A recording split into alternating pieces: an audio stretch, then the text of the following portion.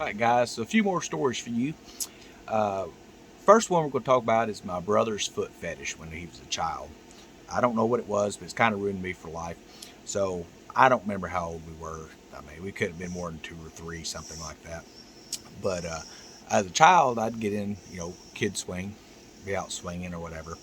And I was one of the little seat type swings and stuff.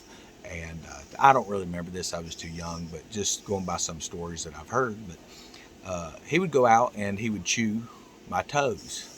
I mean, that's a pretty weird fetish, I think, but it'd be trying to like bite your toes off and things like that, and that's kind of really affected me in my adult life because now when I see a swing set or something like that, my first reaction is to like run for the sandbox and just bury my feet in the sand.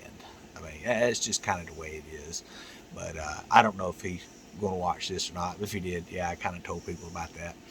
But so I was working at this job one time, and welding is the first welding job I had, and did it for a little over a year. I wasn't quite 18 yet, so I was actually 17, and was working off the books and stuff. And as soon as I turned where I could get a better paying job, stuff like that, or kind of check out some new stuff, I moved over to this other job. I was driving a fork truck, making quite a bit more money and all.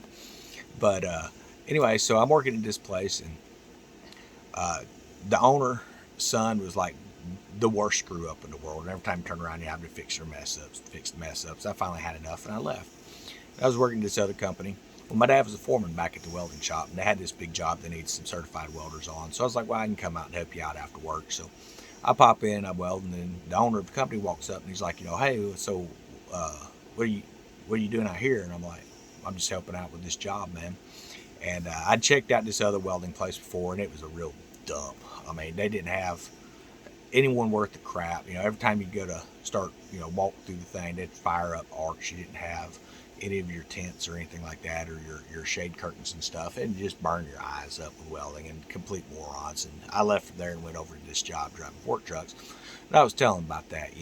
And the guy goes, well, yeah, well, welcome to the real world, which made no sense to me. I mean, I've heard the saying before, didn't make much sense.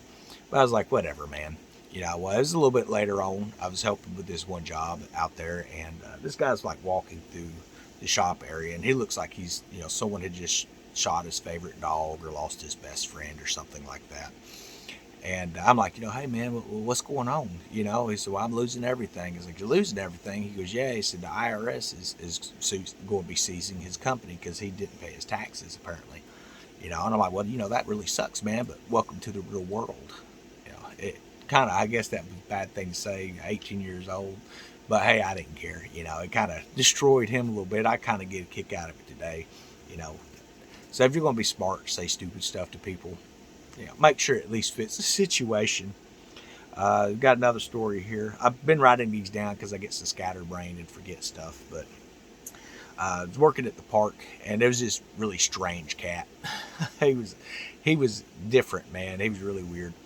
But he comes up, and he needs a ride to his place. And I'm like, you're just up the road. That's fine, man. I'll run you over there. So pulling out of the parking lot, and he's like, hey, man, do you mind stopping at McDonald's? Well, I'm not buying your dinner or anything. He said, no, I got my own stuff. So he gets his food, we're riding down the road. This dude makes a move, grabs me on the leg.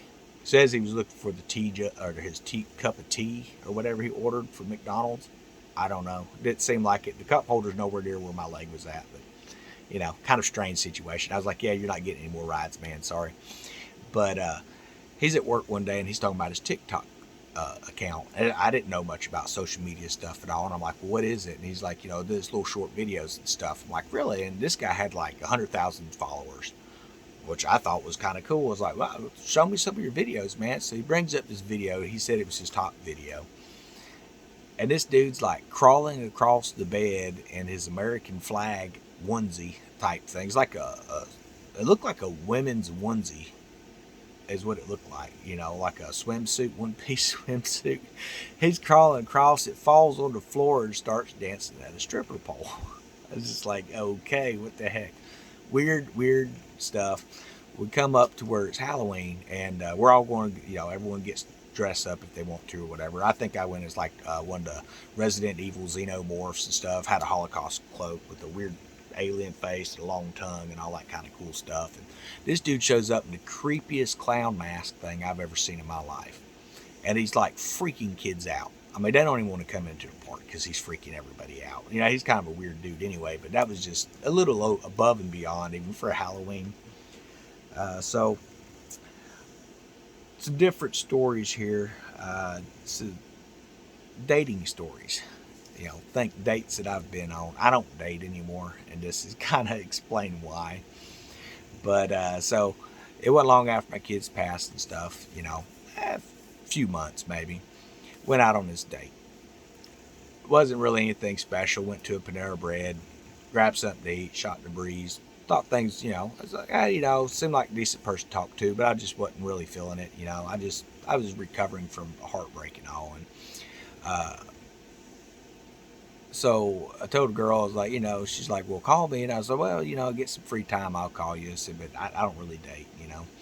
Well, it's like 2 days later, and apparently this girl followed me home that night.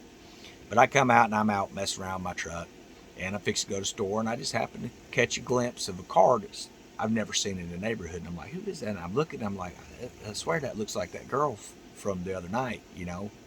Didn't think too much about it. I go up to a Walmart and I'm just kind of browsing around, and she's following me through the store, and it's starting to creep me out. Well, I had a buddy who was actually chief of police in the area, and I called him up, told him what was going on. He's like, well, don't leave the store.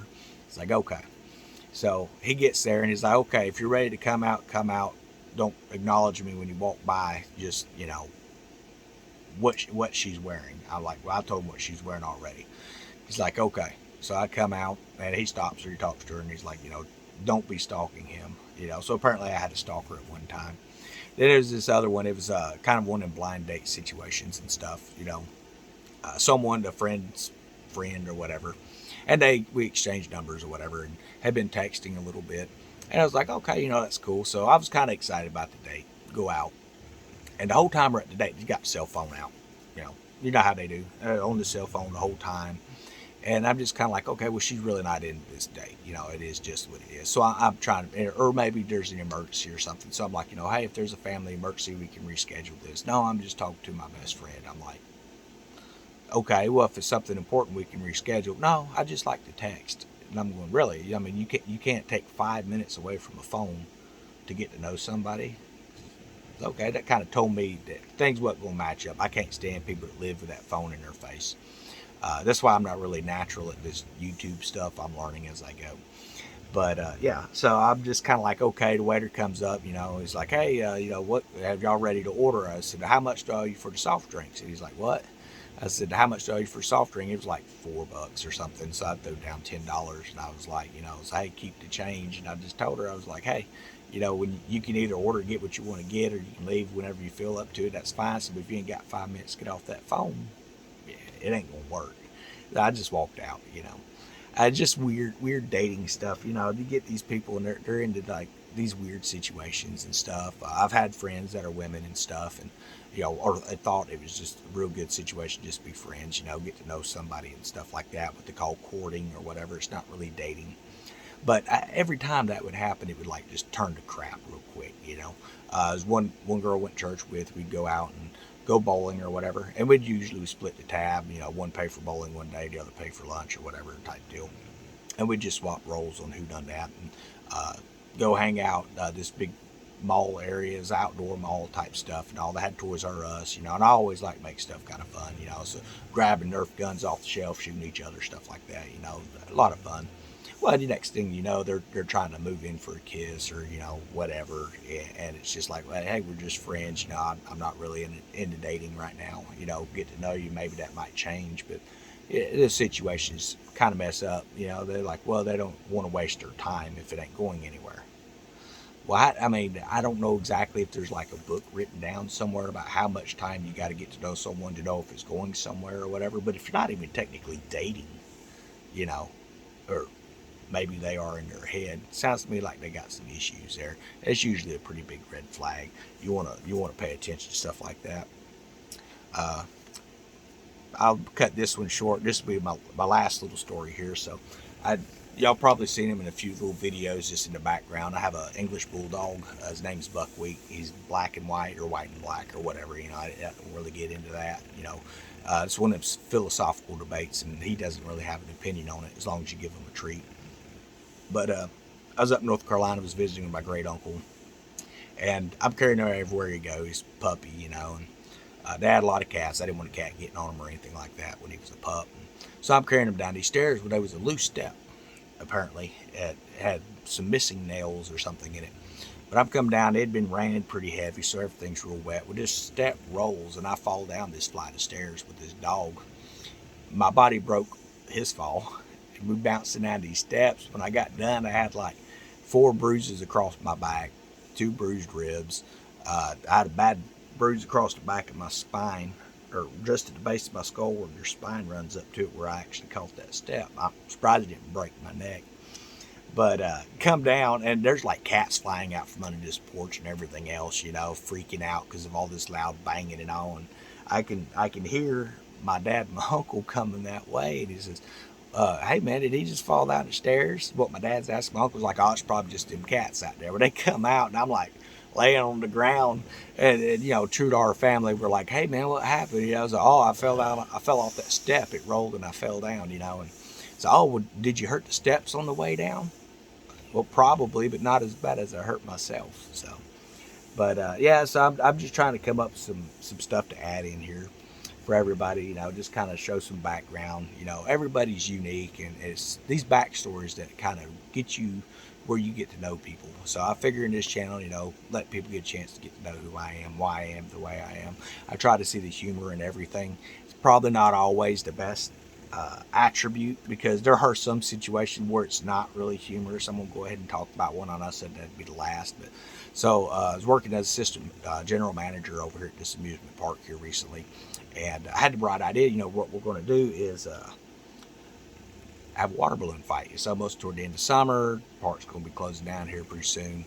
So, let's have a water balloon fight, water guns and all that stuff. So we get these balloons and all this, and me and the general manager were filling up these balloons and all this stuff. Well, some of the guys on the go-kart track, they're riding around the go-karts and they're slinging balloons at people as they go by. So, okay, well, you're kind of a sitting duck riding on that go-kart. You're going to eventually come back around that track. So here they come, and I'm like nailing people with the balloons. Well, the general manager sees that, and I go back and grab some water balloons at his cooler we had set up. And she has the idea, we'll just bring the cooler with you. I'm like, yeah, I can do that. Well, she grabs a handful of balloons and she takes off. Well, everything is soaked at this point because people have been spraying water guns and throwing balloons for like 2 hours.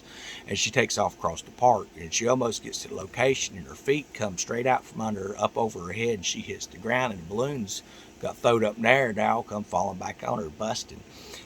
And I'm laughing. I'm dying laughing. I'm hanging on the side of this, like, you ever seen them round Coca-Cola coolers with the little wheels on them? Well, I'm like hanging on this thing laughing so hard I can't even stand up.